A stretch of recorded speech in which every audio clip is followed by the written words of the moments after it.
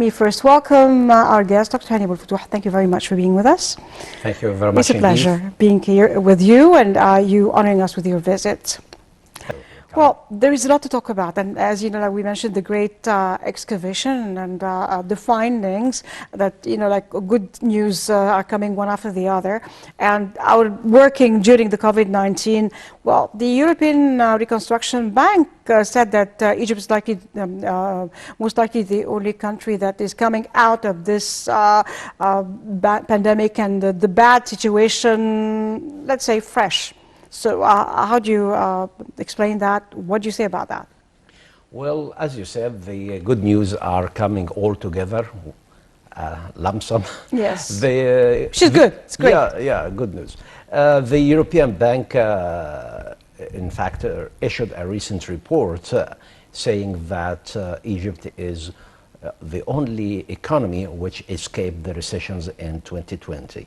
But let me first give a background about the Ebrd. Ebrd is owned by 69 countries and the European Union as well as the European Investment Bank. It operates and it invests in Central and Eastern Europe, in Asia as well as in the MENA region, and it focuses on investing in the emerging markets to boost the sustainable development, the economies of these areas of these economies, and primarily has a particular interest in SMEs.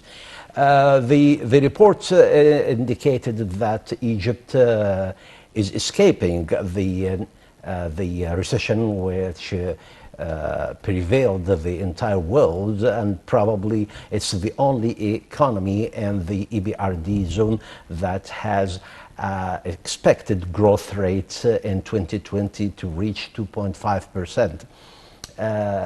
Indeed, the plans before the COVID-19, Egypt would have achieved 5.8% this fiscal year, but sadly, the implications and repercussions of the COVID-19 hit the expectations very badly, and still we are doing well in comparison to other economies.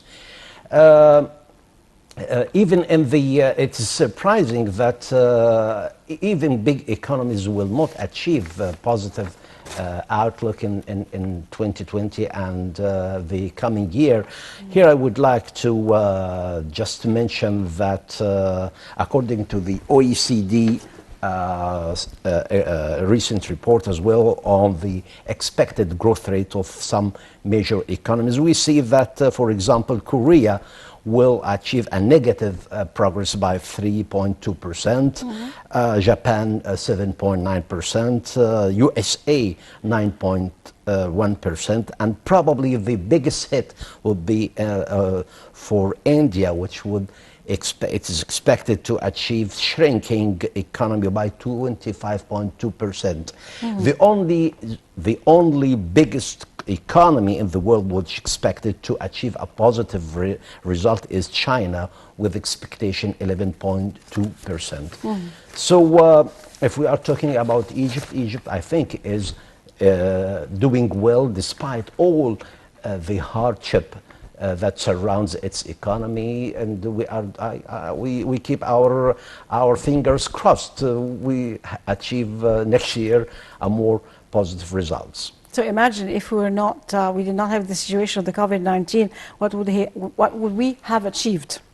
Yes, I think we would have achieved this 6.1% that was actually more optimistic outlook for the Egyptian economy in 2021 even. Definitely. Well, the outlook right now, you know, thinking about, well, the COVID-19, and of course, we don't know how long it's gonna go, because they just talk about a second wave, and they talk about lots of things that we don't know, in like what's going to happen, because there's lockdown again in Europe, and we see that the higher numbers are being, they are just hit by the pandemic. What are the expectations, you know, in Egypt? Of course, you know, besides what we talked about, but then now, you know, the measures in order to pass this this bump, let's say that this stumbling block? Well, there is a great deal of uncertainty around the world, and there are no accurate or more near clear or precise projections for what's going to happen in the near future. But I think if Egypt continues the progress in different areas, it would achieve the expected growth of 2.5%. The measures taken by Egypt were very wise. Yeah. Actually, there were claims to lock down the economy and impose curfew like other neighboring countries in the Gulf area. Mm-hmm. By way of example, Kuwait and Saudi Arabia imposed a complete shutdown of the business. We wouldn't have actually tolerated the repercussions of complete shutdown of the economy, mm-hmm. because of the results would have been devastating to the economy. Even I believe that the outcome of the complete shutdown in these areas haven't achieved the desired results. So still the casualties, the number of people who got the COVID-19 hasn't decreased significantly, but the economy was very badly hit. Here the measures were moderate. Partial shutdown of some businesses with several precautionary measures in the financial sectors, in transportation, in recreation areas, and hotels. These were moderate, and in fact this helped the economy to achieve 2.5% as expected by several agencies. Mm. I think it was very wise step not to shut down the business, and I think we are taking a moderate measure several measures to pursue the business, meanwhile take the precautionary measures to lower the number of infections. Definitely. Minister of Tourism, Dr. Khalid Al-Ani, also, generally, because, tourism has not, we have all the facilities open right now, of course, except for some, but, open for visitors. But considering the situation in Europe, for example, we're closer than other areas. Of course, we have the sea, we have the monuments, we have cultural tourism, we've got a lot actually to do. But, he's always inviting the ambassadors to check the security measures, the safety measures that we have in hotels, and how things are, just to transmit that to the countries. And the German tourism is coming back, but how, and other, of course, Russians again, in other places, and more is opening up. But in light of, again, what is called the second wave, or we don't know what the increasing numbers in Europe of the COVID-19 pandemic, those hit by the COVID-19,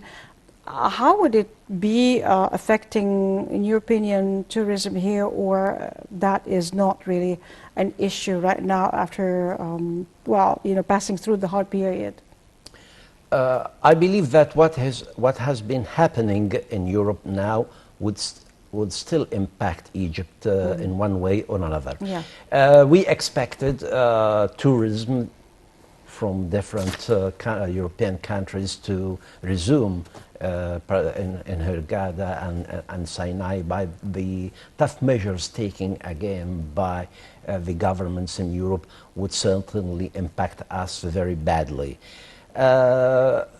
There's nothing we can do except maybe encourage the local tourism to give some facilities to the local tourism. That should be priority, I think, for the time being. Yes, yes. And I think achieving this would not be a difficult thing. Just the tourism, the owners of the resorts and those who have the decisions, the decision makers, must take a brave course of action, because if we wait too long for tourists from from Europe to come and don't allow the facilities for the local tourism, they would definitely, eventually, they will lose too much. Definitely, and for not losing, we're activating all that by encouraging local tourism. Actually, this is really good. At least also, if we just focus on also children going as we used to go before, and like Luxor, Aswan during mid-year term vacation, and also like other places, of course. And if we encourage Egyptians. Then I think, and with reasonable prices, that would be also, that will keep the hotels running. At the same time, it will just give the opportunity to others, to Egyptians, to see other places, to visit other places. Yes, yes, indeed. I think this is the right action that it must be taken. Egyptians have the right to enjoy the wealth of, or the treasures of their own country and enjoy the resorts, the antiquities at reasonable prices. Yeah. Well, looking at the Egyptian economy right now, what do we need, in your opinion? Now, as there was this stumbling block yet. We were working on exporting lots of oranges, number one, olive, Egyptian olive, olives also, they call it kalamata. They should be Egyptian kalamata. Olives are being exported, and so on and so forth. Good news that is happening, that they're asking more of our own vegetables in Europe, and more than that, which is really good. What more should we be doing right now for the economy? A lot more efforts to thrive more in this very difficult period. Well, I think exporters must take one step further in particularly the exhibitions. The ban on exhibitions have been slightly removed, and maybe to invite their own clients from different parts of the world to exhibitions here in Egypt to see what goods they can export to the markets, the outer markets. Africa, for example, is a green market. Africa, we can do very good business in exporting to Africa because the Egyptian goods in many ways are very attractive in Africa in terms of quality, in terms of prices.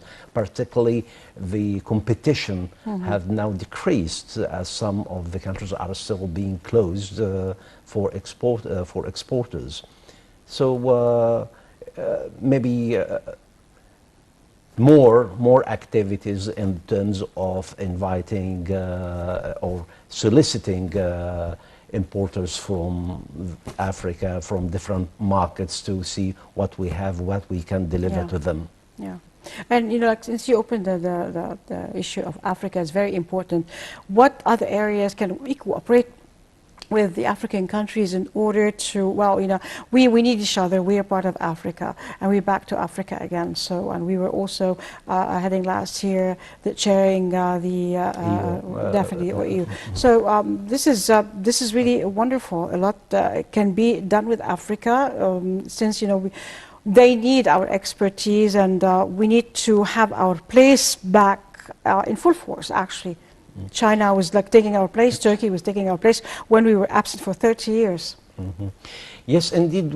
I've seen in last year and the year before that Egypt has taken more proactive steps towards gaining its status back in Africa, and chairing the African Union. Egypt chaired the African Union last year, and it was a good opportunity to open the door again to cooperate and deal with different African states. Egypt is not only exporting goods, but we export expertise in different areas. We have very solid industrial base in Egypt, and Africa needs our expertise. We can do a lot more in Africa, and I think this is the right way to gain our status again in Africa, to be more exposed to Africa like in the past, before maybe at the time of Nasser and even at the early times of Mubarak, we were having a good say in Africa. Definitely. Also, one thing is, it like if we talk about tourism, for instance, Africa is a paradise. Well, people, when they just want to go somewhere, they just had to. They would just had the idea to head to Europe, to the States, but at the beginning they were not really thinking about Africa. Africa has beautiful places, beautiful beaches, the safaris. It's really it has wonderful. The different countries have wonderful places to visit. Is there a possibility, for example, to have African tourists, and of course, Egyptians to visit well, African countries, different African countries where that enjoy, of course, peace and security, and of course, wonderful touristic areas? Why not? I think this is an area that needs to be explored. Definitely. She's really wonderful. Well, what with the different projects that have been taking place in Egypt in order to catch the development train and go ahead very fast. How do you view all the achievements that have been taking place and achieved so far? Let me tell you something. With the expectations of the EBRD that the growth rate would be 2.5%, that was mainly driven by the mega projects and the huge investments in the telecommunications sector. So the mega projects, the infrastructure projects have contributed significantly to the growth of the economy and expected for the coming years as well. Definitely. Well, we would like to look back or just dwell on the bad ideas or some of the bad people who try to propagate bad rumors and erroneous rumors in order to give the wrong ideas or just spread the bad information. Negative morale. Definitely, and affect the morale, thinking, like they could do that. Well, in the light of all the work that has been and is being done, what do you say, about these people or to these people, in this, period that is very important, that we have to just have high morale, we have to work very hard in order to achieve the development that we should achieve, because everybody is just going ahead very fast, except when, this COVID-19 pandemic came, so it affected everybody. But then we don't need to just, behind, we need to go in front, ahead always. Well, let me tell you something. The negative media and the TV channels operated in Turkey and elsewhere and funded by the devil money. Yeah. Okay. I don't think they have achieved much, because every day it transpires that what they are promoting is fake. Yeah. Let me tell you something. What happened yesterday? Yes. In Nasser city, around the gathering to celebrate the 6th of October anniversary, its 47th anniversary.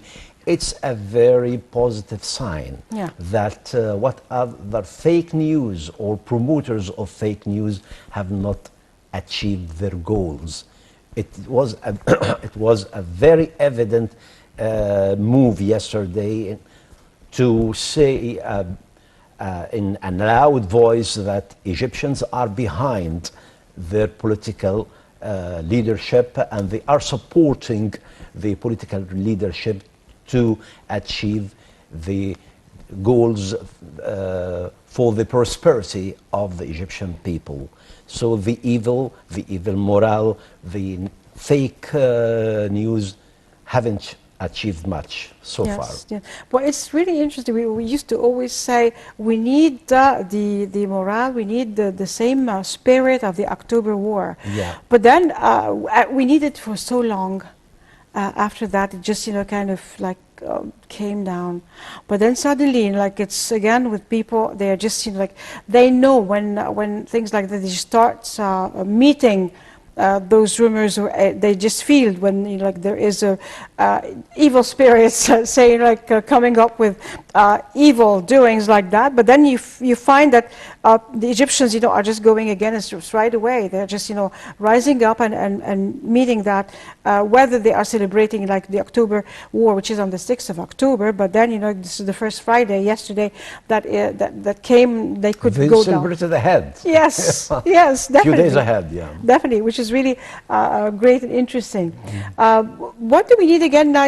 Like I know that still hard times, but we're working very hard, and the political leadership and the government is working very hard on the different projects. Also, projects like trying to raise the standards of the different categories, and the projects of Haya Karima or dignified life, just to live in not shabby areas anymore, but those areas have become let's say conglomerates or like of good schools, sporting areas, good apartments, places they can just sell and buy, and all the stuff that it's a full area. Anything they need is there. What also do we need to do? And they just went also to Upper Egypt, the areas that are badly hit by poverty, and they're just now working on that. Let me tell you something. We need to learn from the pandemic, lessons from the pandemic. Okay. Have we learned anything? I think we learned, but more specifically in education. Definitely. Yeah. We learned one good lesson, that good education is not necessarily have to be face-to-face or physical education, necessitating physical attendance. The education particularly benefited from the pandemic, the COVID pandemic, using the digital platforms to educate, to communicate with students, and that worked very effectively in high schools, in universities, and this is a good lesson. We learned also one good lesson, that we are not far behind in terms of the implementing the precautionary measures that the Ministry of Health has rolled out. We are probably far better than other nations, that they are advanced, yet the number of casualties, the number of infected people have gone far from expectations, because they have not, or even the governments, they have not acted swiftly and prudently to contain the COVID-19 in their own countries. Definitely. We're back again to Money Means Business with our guest, Dr. Hany Abou-El-Fotouh. And I wanted to mention this, the educational system, that before people were doubtful of the digital platform, and then suddenly when hit, as you said, by the COVID-19, that was very important, and distance learning and all that, that I think now will be part of learning. It is an integral part of learning, not only in Egypt, but around the world. My friends in Europe, and their kids, they stay at home, and they entirely rely on the digital platforms in education in all levels, in universities and in prep schools and high schools. So it is the buzzword now. Yes. For education, that everyone in the world is following. Well, before going to the indicators, economic indicators, like talking about the digital platform, how does that, if I'm staying, my kids are staying all the time, at home and learning like that, well, I'm not talking about COVID-19 only, or situations like that. Now it's an integral part of education, but then socially speaking, how can they just grow up socially speaking? Well, school also forms the social part, dealing with people and a lot of things, and how to deal with life and people. So how does it affect them, in your opinion, socially? You get a point that social distancing might destroy several aspects of the interaction among people. Yes. And that's why in the early stage education, it is suggested that we send the kids 2 days Yeah. a week to school in order to learn many things that cannot be transformed through the digital channels. Yeah. So still the human factor, the personal touch is needed in the education. Probably for adults is not much, except for, I mean, some disciplines or some fields of education like medicine, like architecture. Yes, the people need to meet each other in order to learn some peculiar things that cannot be explained better through the digital platforms. Social interaction. Yeah, but making the right combination or the right balance, that's what is needed actually. Definitely, definitely. Well, going to the economic indicators right now in Egypt, what's going on?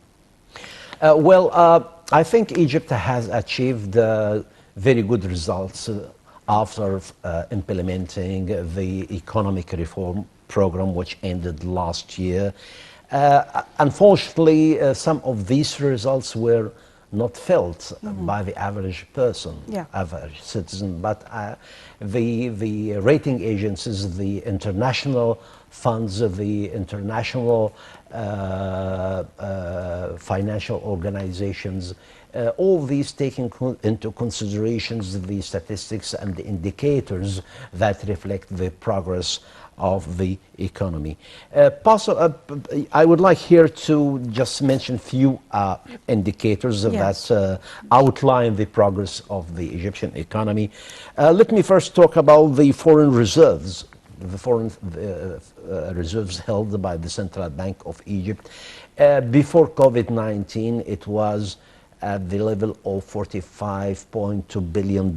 Yes. And just if you put this number and compare it to the fixed reserve in year 2013, it was $16 billion, which was not sufficient to cover the imports of the country for 2 months or 3 months. And back to this figure, which decreased from $45 billion to now $38.36 billion is sufficient enough to cover the imports of Egypt for more than 6 months.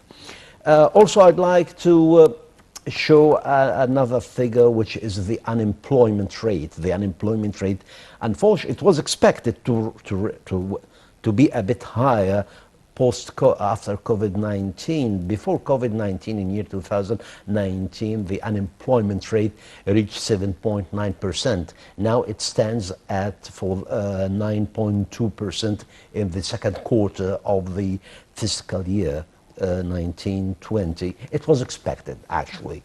Nowhere in the world, no country has escaped from the rising unemployment rate. Yeah. For the fiscal year 1920, the budget indicates decrease in the total deficit to 7.8% of GDP compared to 8.2% in the previous year. And this has always been a chronicle criticism to the Egyptian economy, that the deficit of the budget is very huge now. It is decreasing to near to the forecasted level. Also, the initial surplus of the budget achieved initial surplus of 1.8% of GDP compared to a target of 2%, according to the early indicators of the budget. Again, this is for the second year. It was expected to be 2%, but now, as far as COVID-19 is concerned, now thank goodness it stands at 1.8%. Yeah, yeah. So these are just few indicators which show that despite all difficulties, the Egyptian economy is still performing well. Which is really great. Well, we have less than 3 minutes. So can we just talk about the Moody's reports? Well, Moody's is an international rating agency which rates the economies or the ability of the debtors to repay long-term debts. Moody's frequently issue reports on different countries, including Egypt. The recent report of Moody's was published in September. It outlines that Egypt's economy, despite the problems and the repercussions of COVID-19, is performing well. Egypt's strong, the report says that Egypt's strong and diversified economy and low level of foreign currency dominated debts has led the country to survive the pandemic, the repercussions of the pandemic. The report also provided a positive outlook to the Egyptian economy, and I think this is a very good sign. And without these ratings, Egypt wouldn't be able to issue bonds in the debt markets. Definitely. And Egypt last week managed to promote 750 million US dollars denominated green bonds in the debt market, and these were well covered. Yes. Well, we have less than 1 minute, so Dr. Hany Abou-El-Fotouh, thank you very much for being with us. It was a pleasure having you.